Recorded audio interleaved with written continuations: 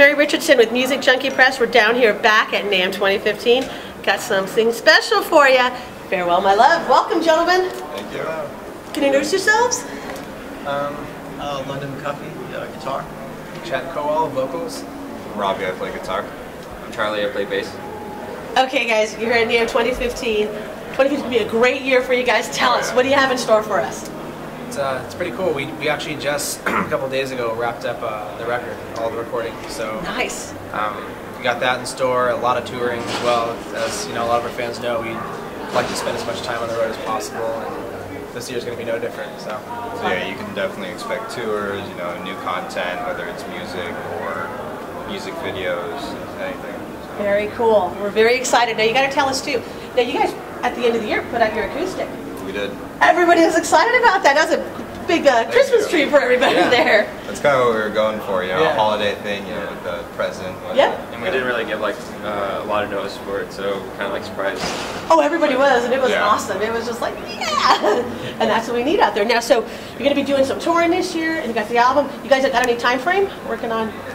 Not really yet. At least not one that we can really talk about yet. So From now until December 31st. Yeah. That's the way to do it, right? that's how long we have. For 2015. That's usually how it goes. Yeah. Now you've got to tell us, you guys have awesome, dedicated fans. Love you guys, and it's great to see them supporting you guys. And how is that when you meet them out on the road, and or even through internet, telling you what they've done for you? You know, their music has helped them. Yeah, it's probably honestly the greatest feeling in the world. You know, being able to do something that we love, and people, you know, people we've never even met love it even more, you know, or just as much, you know, that we can help other people the way music has helped us growing up, you know, and we can be that kind of influence. Yeah. It's really rewarding. The tattoos we've seen, there's like consecutively every single day we play, there's people coming up with fan art, little handmade dolls of us, and I mean, the list goes on with just them. Cool. They're creative, and you got creative fans. We're very lucky. Yeah, you know, it's really cool to see the kind of stuff they can pull together, you know, with their creative minds. I love it. I love it. And that's the thing for them, is it's for them, it's the same way, their way of thanking you when they come out on the road and being able to tell you that and everything. Yeah. Now, being here at NAMM, if there's a musician you could run into that made an impact on your life, who might it be? Go down the line, start Slash. Yeah. Without him, you know, I wouldn't be here at all. So. I don't know. I find that not a lot of vocalists are here. Yes. It's a lot of like an instrumentation type thing. But I mean, if like Davey Havoc or somebody was here, that'd be awesome. So. I mean, if I could just run into, you know, like somebody from Metallica, or just even like some really great like composer or something like that, I think that would be. Yeah, I mean, he's more film, but you know, like if I could meet like Hans Zimmer or like Danny Elfman or just some awesome composer, that would be really cool for me. And, you know, being able to pick their brain a little bit. So. Okay. I don't know, like you know, anybody from Strung Out or Face to Face. I think Mike Ness would be awesome from Social Distortion. That's very cool. I knew it. And this is the place. This is definitely the place to be out there. Just let go, skip the memories, go back and relive this time. Now we're seeing, you know, music going back into the schools. We're trying to get it back in. How do you guys feel? I mean, a lot of schools out there, they drop the whole music program. And you see a lot of people like Matt Storm coming out to get it back into the systems. I mean, when you guys were growing up, did you guys have the music programs in your school that helped you, or did you not? Actually, didn't. But Really? I know he had a couple cool things in his school.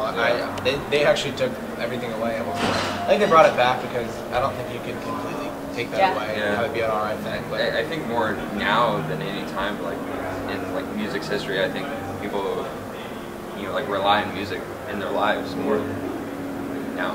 Yeah. No, I'm consider myself very lucky because in high school, you know, I wouldn't be playing piano, you know, now if it wasn't for me learning it in high school. And you know, I took a music theory class in high school as well, which is the best thing I ever did. You know, it's my favorite thing I ever did because I learned so much when it comes to any sort of songwriting. And this band wouldn't exist if that hadn't happened. Yeah. And you guys bring in a lot of different influences. I mean, you can't sit and call yourselves a little checkbox of what your band is, your genre. You guys literally bring a lot of influences, and I think that's why it opens up your whole fan base and the generations. I mean, you guys have young kids coming, you've got the seniors, you got everybody. They can grab on and really pick it up. Just get the grandmas. Yeah, That's all it's about. They're bringing them out to their shows. They're bringing the whole family out there. I love that. Thank you. That's good though, because if you go to like, you know, big rock and roll concerts, bands like AC/DC or, you know, Def Leppard or Kiss or anything, you do see like there's really no generation gap. It goes from, you know, little children kids all the way to, you know, people that were parents at that time. Yeah. And that's the way it keeps it going, generations to what come. we're trying to do is to do something timeless that is just generally, in our opinion, just good. You know, not good because it's heavy or good because it's dancey, but just good because it's from the heart. You know, people can relate to it. People can relate to anybody. We'll continue to relate to it. And I like that. Now, with the industry having so many changes in the last 15 years, is there something that you guys would like to see changed? I mean, what's the most? I mean, other than so many, but what is something that you'd like to see changed? I think the most, either I'd like to see more of a push for fans to go to live shows or fans to purchase music again, like purchase records. Yes. You know, because there's not a whole lot of either of those anymore unless there's so much money put into it. You know, so it's a lot harder for bands that are not huge to get a shot. I think like you back in the 80s, like you didn't have the internet, like you didn't, like you relied on like flyers and you relied on like just basically like hangout spots, like where, you know, like small punk bands would show up like in the small town and everybody would be there.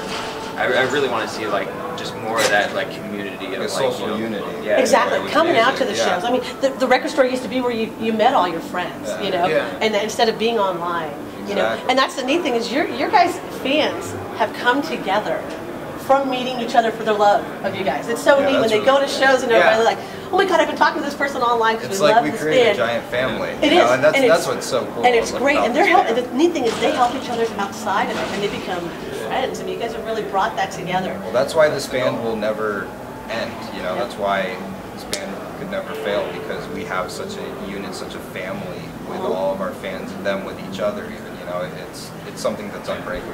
And it's a big support system. We don't take it for granted either. It's something that's, you know, we think about it every day. We're conscious about, you know, thanking them when they're at the shows. Even if it seems monotonous, it's not to us. We just feel the need to constantly thank them because, you know, it's so oversaturated. Like you were saying back in the 80s, like when you got discovered, that was pretty much it. Like that was the hardest part, was getting discovered because there was no internet. But now getting discovered isn't that difficult.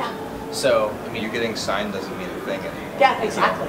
So you're still on here. I mean, literally. Everything's oversaturated. It's a constant grind and hard work, and then we're lucky enough to, along with our hard work, have, you know, made a really amazing family along the way. So we're looking forward to 2015. Going to be your guys' year. We know it. You feel it. Thank you so much. Yeah. And we're looking forward to it. Last year, is there anything you'd like to share with your fans and your audience? We have a lot of new content, like Robbie had mentioned earlier. Videos, new record. Just keep updated for tour dates and everything on our Facebook, Twitter, and Instagram, and whatever new website will pop up in 6 months, and then it might be gone in 6 months. And just thank you for the support, you know, for sticking by us through everything. So we really appreciate it. Well, we love you all. Thank you. What's up? We are Farrell My Love, and if you're addicted to music, you can get your fix at Music Junkie Press. A gold tattoo.